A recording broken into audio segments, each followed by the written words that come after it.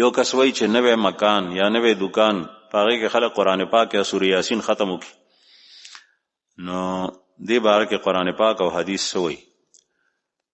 ختم کول نه، بلکې طریقه دا ده چې کومه نوی مکان یا نوی دکان ته شروع کې نو د الله په نوم باندې سمال، خوراک سکاک، لوښی کودې، جوړه جامه وغیره وغیره چې څه شکل کې وي صدقه ورک، او صدقه ورک فقیر ته، او وایي چې یا الله زه دې کور ته ځم یا دا دکان شروع کوم، دا ما دپاره مبارک. دا طریقه بهتر ده په ځای د دې چې تالته کې ماشومان بوزي یا لوی قرآن پاک ووایي او هغې باندې ته وخورې، په هغې د قرآن ووایي بیا دې باندې وخوروله. دا یو رسم نن سبا جوړ شوی دی.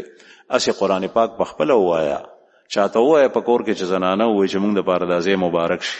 لیکن بهتره طریقه دا ده چې مخکې نه صدقه ورکې، نو صدقې سره بلا او مصائب رد کیږي.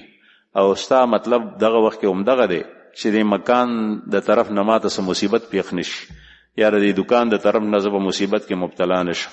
نو د هغې طریقه دا ده چې پټه صدقه فقیر ته ورکه او الله پاک نه وغواړه چې یا الله دا دکان او مکان ما دپاره ښه کړي.